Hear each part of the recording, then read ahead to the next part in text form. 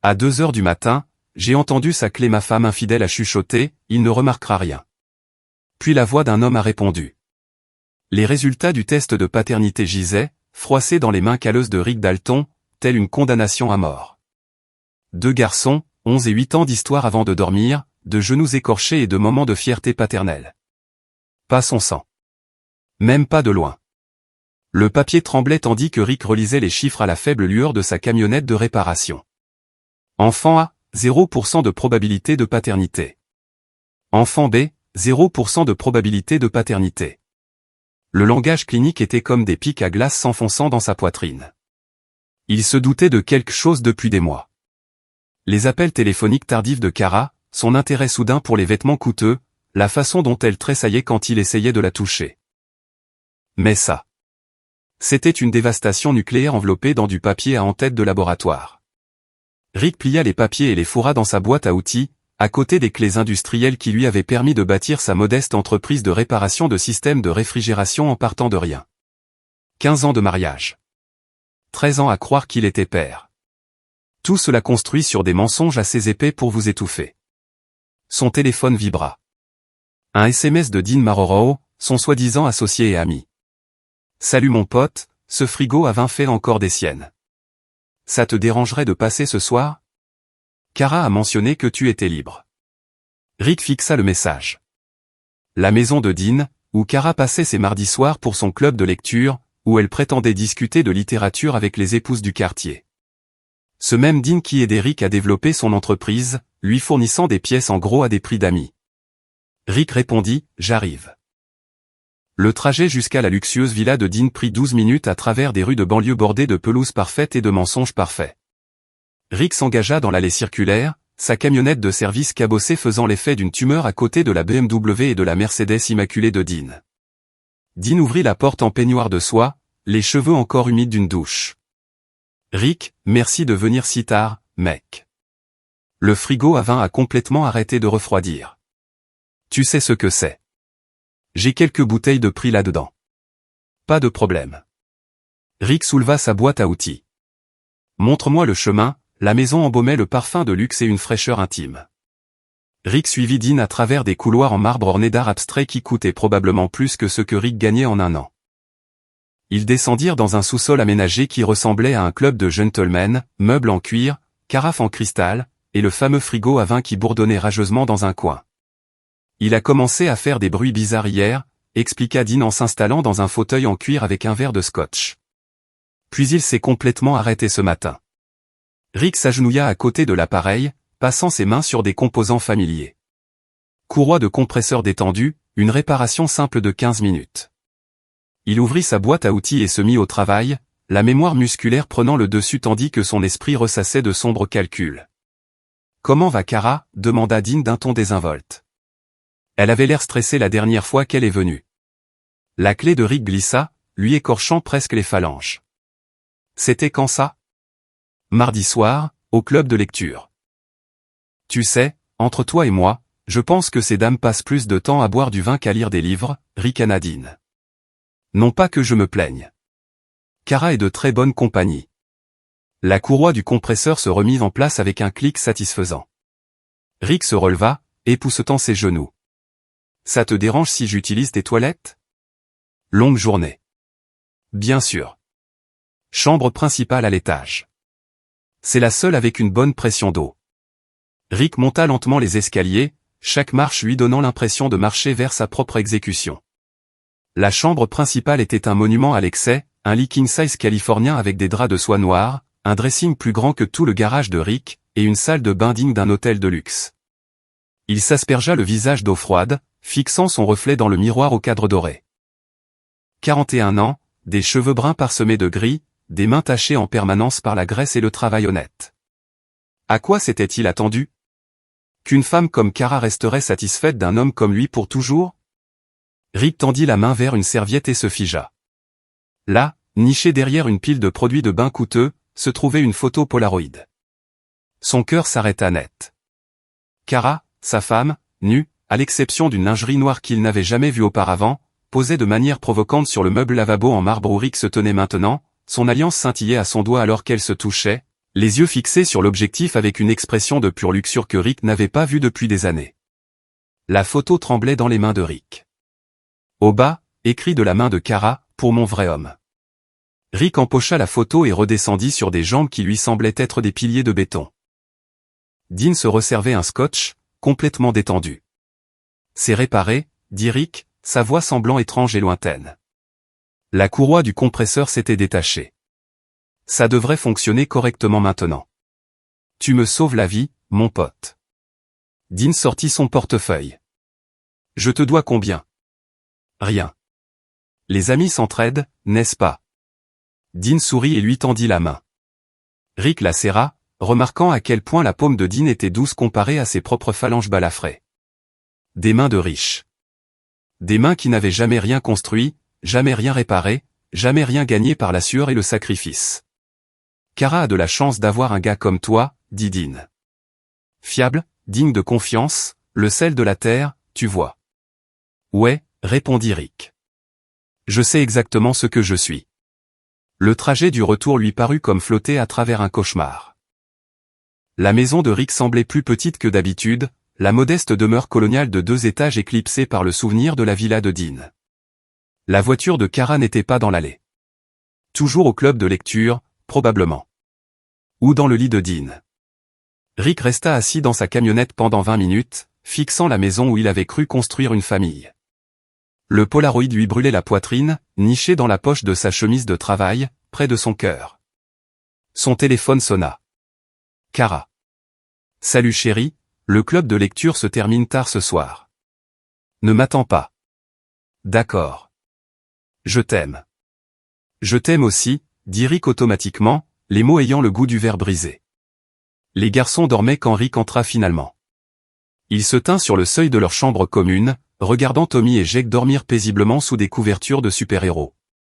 11 et 8 ans. Un ADN qui remontait à Dean Marrero, pas à Rick Dalton. Mais ils ne le savaient pas. Ils l'appelaient papa. Le serraient dans leurs bras quand il rentrait du travail. Lui demandaient de réparer leur vélo et de les aider avec leurs devoirs. Cet amour était réel. Même si la biologie ne l'était pas, Rick sortit les résultats du test de paternité et les lut une dernière fois avant de les passer dans le destructeur de documents de la cuisine. La machine déchiqueta la preuve de laboratoire de son humiliation avec une efficacité mécanique. Mais le Polaroid, lui, restait. Une preuve pour plus tard. Kara rentra à 2h17 du matin, se glissant dans le lit comme un fantôme. Elle sentait le savon de luxe et une eau de Cologne inconnue. Rick fit semblant de dormir, écoutant sa respiration s'installer dans le rythme de quelqu'un qui a la conscience tranquille. Le matin arriva avec le chaos habituel. Petit déjeuner, sac à dos, les garçons se disputant les bols de céréales tandis que Kara se dépêchait dans ses vêtements d'agent immobilier. Elle embrassa Rick pour lui dire au revoir, avec des lèvres qui avaient été enroulées autour d'un autre homme quelques heures plus tôt. Passe une bonne journée, chérie. Je t'aime. Je t'aime aussi.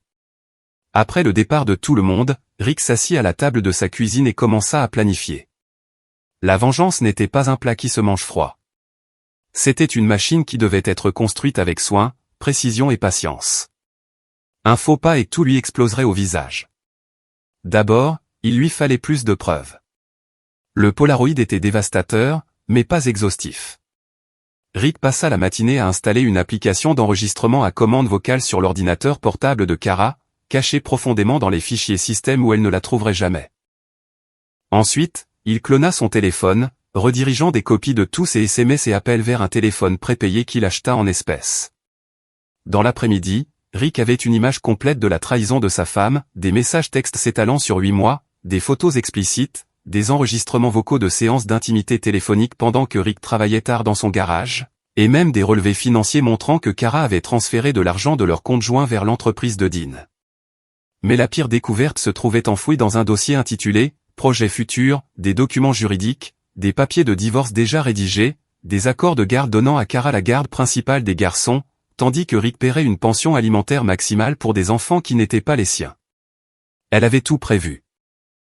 Leur liaison n'était pas une passion, c'était une stratégie. Rick imprima chaque document, chaque photo, chaque message texte. Il organisa les preuves dans des chemises en carton comme s'il constituait un dossier d'affaires, car c'était exactement ce qu'il faisait. Les 3 semaines suivantes furent les plus dures de la vie de Rick. Prétendre que tout était normal tout en documentant chaque mensonge, chaque trahison, chaque cruauté désinvolte. Kara devint plus audacieuse, rentrant plus tard, faisant moins d'efforts pour cacher son mépris pour Rick et leur vie ennuyeuse. « Tu devrais peut-être penser à développer l'entreprise », suggéra TL un soir au dîner. Dean dit qu'il y a beaucoup d'opportunités dans la réfrigération commerciale. Beaucoup d'argent. Dean dit beaucoup de choses, répondit Rick prudemment. Il essaie de t'aider, Rick. Dieu sait que tu en as besoin. On ne peut pas vivre comme ça éternellement. Les garçons regardaient leurs parents, sentant une tension qu'ils ne pouvaient pas comprendre. Tommy, l'aîné, tendit la main et tapota celle de Rick. « Papa, ça va ?» Rick força un sourire. « Juste fatigué, mon grand. Des trucs de boulot. » Cette nuit-là, Rick écouta l'appel téléphonique de Kara avec Dean grâce à ses enregistrements cachés. Il est si pathétique, la voix de Kara crépitait dans l'écouteur. Il reste juste assis là comme un chien battu. J'ai presque pitié de lui. Plus pour longtemps, répondit Dean. Une fois le divorce prononcé, tu seras libre. Nous le serons tous les deux. Et les garçons? Quoi, les garçons? Rick paiera la pension alimentaire et ils auront une vraie figure paternelle dans leur vie. Gagnant-gagnant. Rick éteignit l'enregistrement et fixa son plafond jusqu'au lever du soleil. La fin du mois offrit à Rick son opportunité. L'entrepôt de Dean reçut une livraison massive d'unités de réfrigération commerciale, un contrat d'une valeur de près d'un demi-million de dollars. La livraison était prévue pour un vendredi soir, lorsque la plupart des entreprises étaient fermées. Rick avait étudié le système de sécurité de l'entrepôt pendant des semaines. Dean était trop arrogant pour investir dans une protection sérieuse, se fiant à des caméras et des détecteurs de mouvements basiques qu'un technicien qualifié pouvait facilement contourner.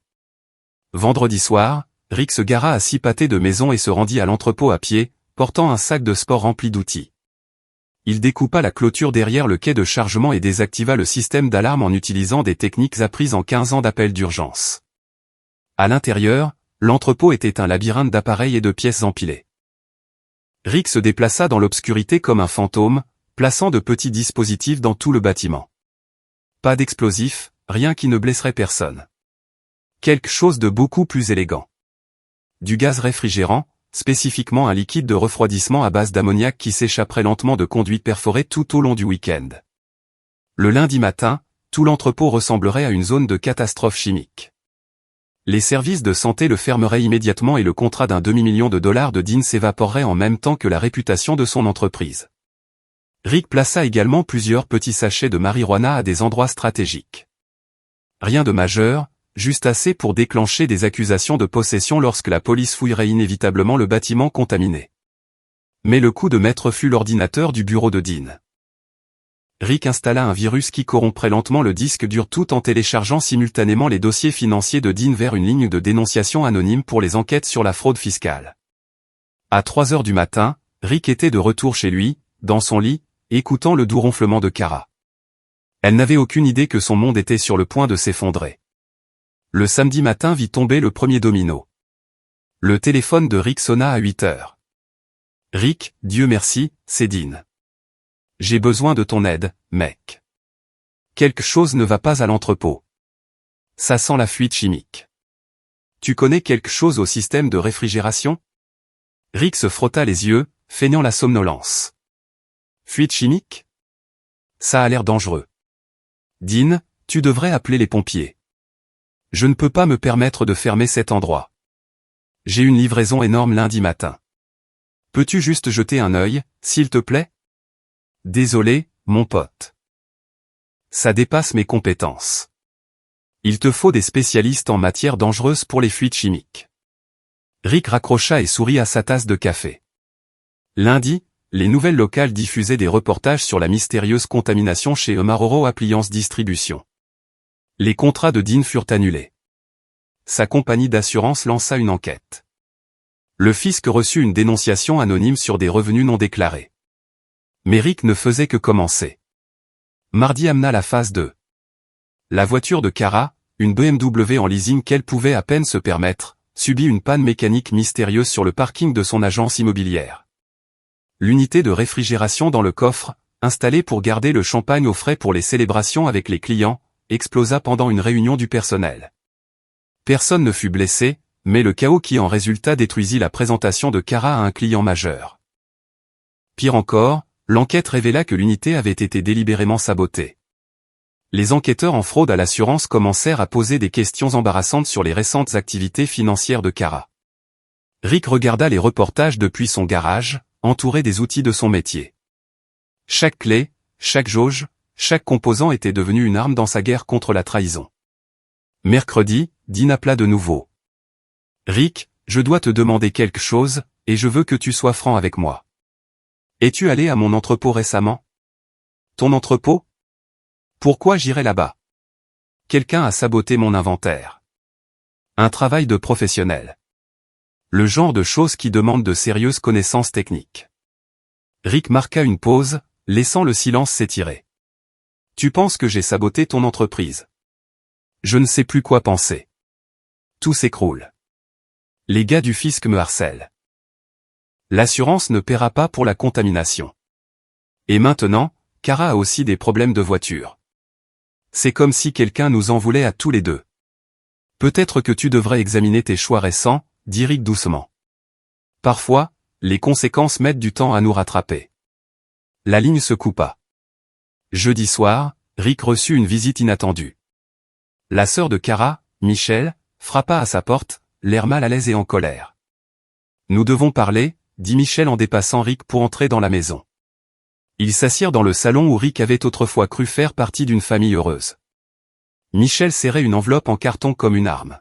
« Cara m'a demandé de te donner ça », dit-elle en faisant glisser les papiers du divorce sur la table basse.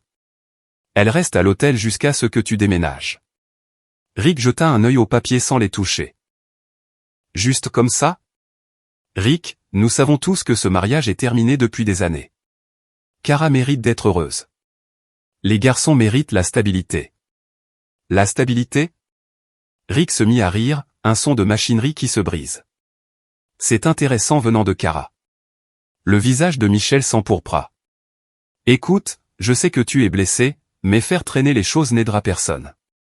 Signe les papiers, partagez les biens, mettez-vous d'accord sur la garde, soyez des adultes. » Rick se leva et se dirigea vers son classeur. Il en sortit un épais dossier et le posa sur la table à côté des papiers du divorce. « Avant de signer quoi que ce soit, dit Rick, je pense que tu devrais voir quel genre de femme est vraiment ta sœur. » Michel ouvrit le dossier et son visage devint blanc. Photographie, message texte, relevé financier. 8 mois d'adultère et de fraude documentée, organisés avec une précision mécanique. « Oh mon Dieu !» murmura Michel, fixant le polaroid de la salle de bain de Dean. « Rick, je n'en avais aucune idée. Moi non plus, jusqu'à récemment. » Michel feuilletait page après page de preuves, les mains tremblantes. « Les garçons. Ils ne sont pas les miens, biologiquement parlant. Mais j'ai été leur père de toutes les manières qui comptent depuis plus d'une décennie. C'est insensé. Cara ne peut pas. Elle n'aurait pas. » Rick sortit son téléphone et lança une conversation enregistrée. La voix de Cara emplit la pièce. Rick est un tel idiot. Il pense vraiment que ses enfants sont les siens. Quand tout ça sera fini, il paiera une pension alimentaire pour les fils de Dean pendant que je vivrai dans cette belle maison. C'est parfait. Michel laissa tomber le dossier. Des photographies s'éparpillèrent sur le sol comme des éclats d'obus d'une vie explosée. « Je dois y aller », dit-elle en se levant sur des jambes chancelantes. « Michel. » La voix de Rick l'arrêta à la porte. « Quand tu verras ta sœur, dis-lui que j'ai reçu le message 5 sur 5. Et dis-lui que j'en envoie un en retour. » Vendredi matin, Rick se rendit à l'usine de glace abandonnée à la périphérie de la ville. Il y avait travaillé brièvement après le lycée avant de créer sa propre entreprise. Le bâtiment était vide depuis 5 ans, mais les anciens systèmes de réfrigération étaient toujours intacts. Des unités massives qui pouvaient refroidir tout un pâté de maisons. Rick passa la journée à préparer l'espace. Il truqua le système de refroidissement principal pour projeter des images et du son dans tout le bâtiment. Il installa des caméras à des endroits stratégiques. Il apporta même des chaises pliantes, comme s'il préparait une représentation, car c'était exactement ça, une représentation. L'acte final de la transformation de Rick Dalton, de victime à bourreau. Samedi après-midi, Rick envoya un SMS à Dean depuis un téléphone prépayé. Réunion d'urgence concernant la demande d'assurance. Usine de glace sur Industrial Road. Viens seul. Gros argent en jeu, 30 minutes plus tard, il envoya un message différent à Kara depuis le même téléphone. Rick prépare une bêtise. Rejoins-moi à l'ancienne usine de glace. Nous devons l'arrêter avant qu'il ne détruise tout. Puis Rick se rendit à l'usine et attendit. Dean arriva le premier, sa BMW paraissant absurdement déplacée à côté du bâtiment industriel en ruine. Il entra prudemment, appelant « Bonjour ? Quelqu'un ici ? J'ai reçu votre message pour l'assurance. » Rick sortit de l'ombre, comme une apparition d'un film d'horreur. Ses vêtements de travail étaient impeccables, ses outils disposés avec une précision chirurgicale sur une table voisine. « Bonjour, Dean. » Dean se retourna brusquement, son visage passant par la confusion, la reconnaissance, et finalement la peur. « Rick, qu'est-ce que c'est que cette histoire ? » C'est une question de vérité, dit Rick calmement. Quelque chose à quoi toi et ma femme semblaient allergiques. Écoute, si c'est à propos de Kara. C'est à propos de tout. Rick désigna les écrans massifs qu'il avait installés dans tout l'espace. De mensonges, de trahisons et de conséquences. Les écrans s'illuminèrent, affichant des messages textes entre Dean et Kara, des photos explicites, des relevés financiers, les papiers du divorce avec le nom de Dean déjà inscrit comme nouveau beau-père des garçons. Le visage de Dean devint cendré. Rick, laisse-moi t'expliquer. Expliquer quoi? Comment tu as prétendu être mon ami tout en te tapant ma femme? Comment tu l'as convaincu de voler sur nos comptes joints? Comment tu as prévu de reprendre mon entreprise pendant que je paierais une pension alimentaire pour tes bâtards? Les garçons sont à moi? Dean semblait véritablement choqué. Tu ne le savais pas? Rick eut un rire amer. Mon Dieu, Dean, tu es encore plus stupide que je ne le pensais. Des portières de voiture claquèrent à l'extérieur. Kara était arrivée. Elle entra dans l'usine comme si elle en était propriétaire, le menton levé avec défi. Mais quand elle vit les écrans affichant ses trahisons les plus intimes, sa confiance se fissura comme de la glace mince. Rick, qu'est-ce que c'est? C'est l'heure des comptes, dit simplement Rick. Kara regarda Rick puis Dean, calculant les probabilités comme la prédatrice manipulatrice qu'elle avait toujours été.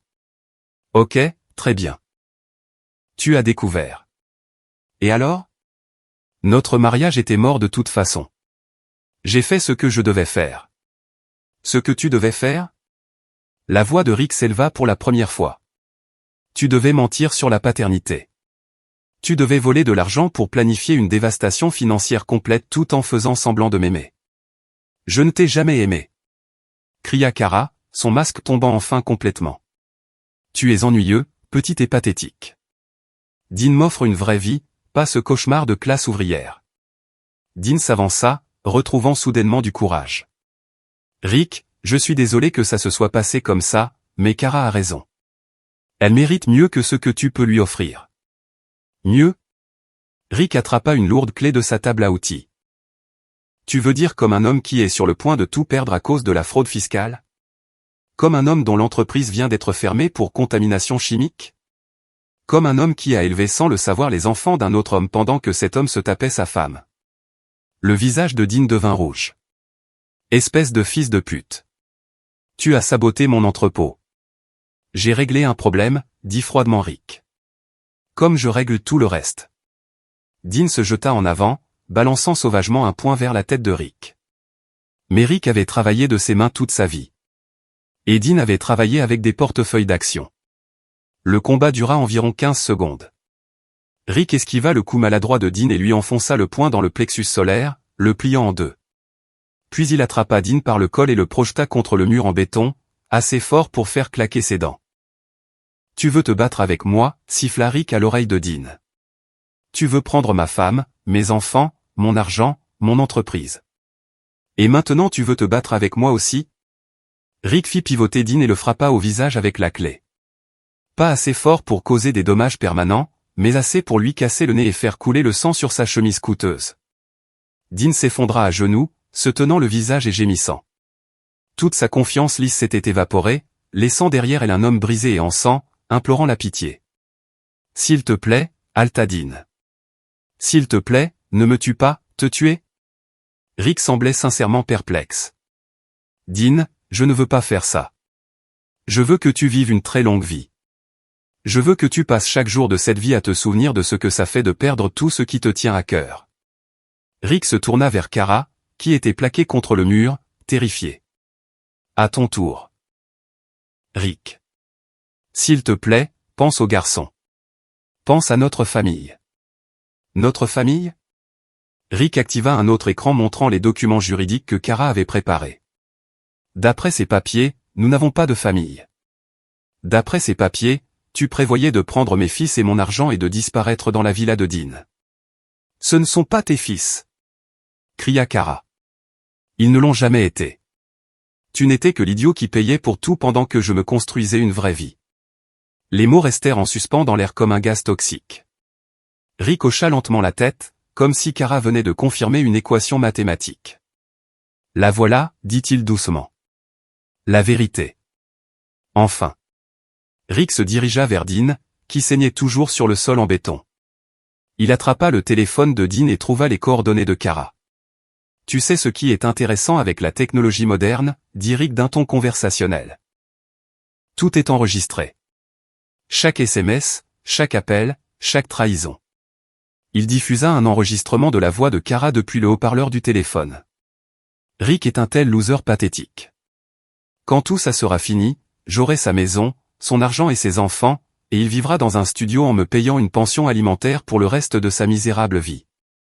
Dean leva les yeux vers Kara, horrifié. Tu avais dit que tu m'aimais. J'aime ce que tu peux me donner, répondit froidement Kara.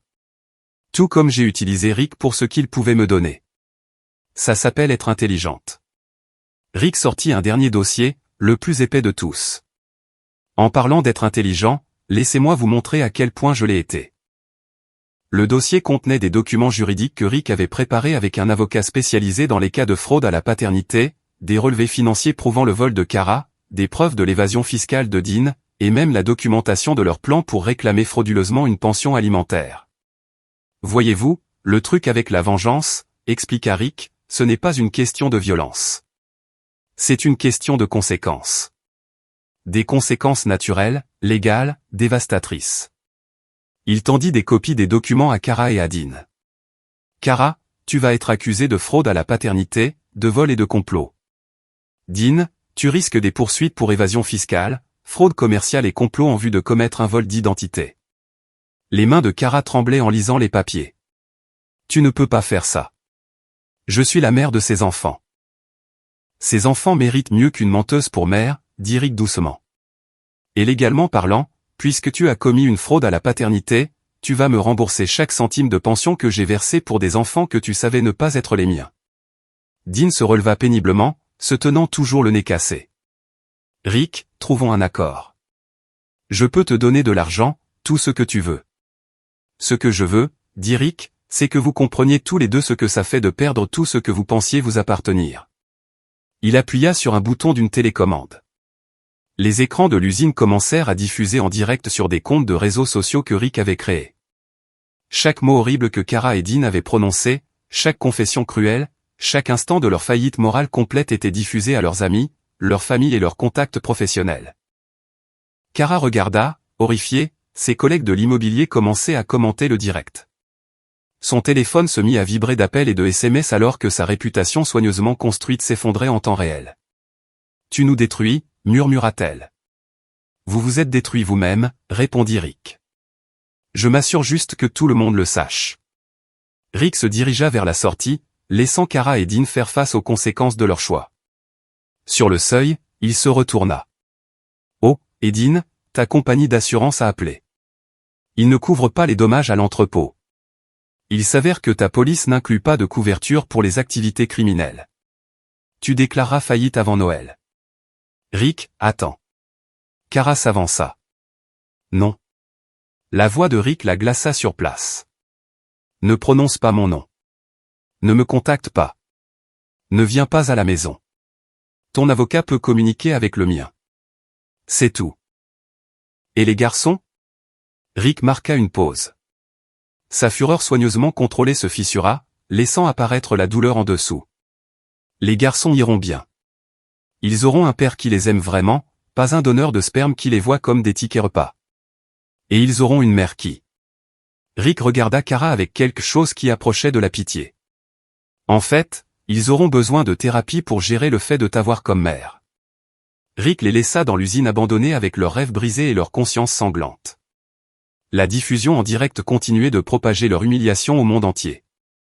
6 mois plus tard, Rick était assis au tribunal de la famille, écoutant un juge lire la décision finale de garde.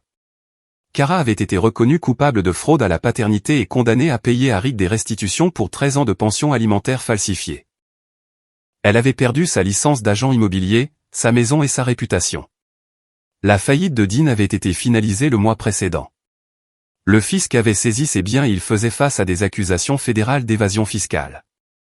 L'homme qui avait autrefois vécu dans une villa louait maintenant un studio et travaillait dans une chaîne de restaurants. Mais le moment le plus doux arriva lors d'un match de la petite ligue de Tommy au printemps suivant. Rick était dans les gradins, acclamant son fils car Tommy était son fils de toutes les manières qui venait de frapper un double au champ gauche. Kara apparut à côté des gradins, l'air hagard et désespéré. Elle avait perdu 15 kilos et vieilli de 5 ans en 12 mois. Rick, dit-elle doucement. S'il te plaît, on peut parler? Rick ne quitta pas le terrain des yeux. Il n'y a rien à dire. Les garçons me manquent. Ils demandent de mes nouvelles. Les garçons sont en thérapie, ils apprennent à gérer le fait d'avoir une mère qui leur a menti toute leur vie. Ils vont bien. J'ai fait des erreurs. Tu as fait des choix. Rick la regarda enfin. Les actions ont des conséquences. C'est toi qui me l'as appris. Les yeux de Kara s'emplirent de larmes. Je travaille dans une épicerie, Rick. Je vis dans un T1. J'ai tout perdu. Bien. Ce seul mot frappa Kara comme un coup physique. Elle resta là un moment, réalisant que l'homme qu'elle avait manipulé et trahi était devenu quelque chose qu'elle ne reconnaissait pas, quelque chose de plus dur, quelque chose qui ne pouvait être ému ni par les larmes ni par la manipulation. Je suis désolé, murmura-t-elle. Pas moi, répondit Rick. Sur le terrain, Tommy contourna la 2e base et se dirigea vers la 3e. Rick se leva, acclamant bruyamment le garçon qu'il appelait papa, peu importe l'ADN. Kara s'éloigna, les épaules secouées de sanglots silencieux. Elle n'approcha plus jamais Rick. Ce soir-là, Rick borda les 2 garçons dans la maison qu'il avait réussi à garder grâce à d'habiles manœuvres juridiques. Jake le serra fort. Papa, tu es heureux maintenant? Rick sourit, le premier sourire sincère qu'il avait ressenti en 2 ans. Ouais, mon grand. Je suis heureux. Bien, dit Jake d'une voix ensommeillée.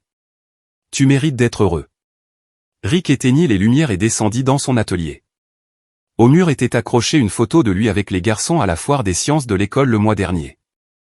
En dessous, presque cachée derrière son râtelier à outils, se trouvait la photo Polaroid qui avait tout déclenché. Rick la sortit et la fixa une dernière fois. Puis il la passa dans son destructeur de documents, regardant l'expression suffisante de Kara disparaître entre les dents mécaniques qui broyaient les mensonges aussi efficacement qu'elles avaient autrefois broyé les tests de paternité. Dehors, le quartier était calme et paisible. La camionnette de réparation de Rick était garée dans l'allée à côté d'un modèle plus récent qu'il avait pu s'offrir après que les paiements de restitution de Kara aient commencé à arriver. Rick Dalton avait appris une leçon importante sur les conséquences. Parfois, elle mettait du temps à arriver, mais quand elle le faisait, l'attente en valait la peine. Certains mécaniciens réparent des machines, d'autres réparent des vies. Rick avait fait les deux.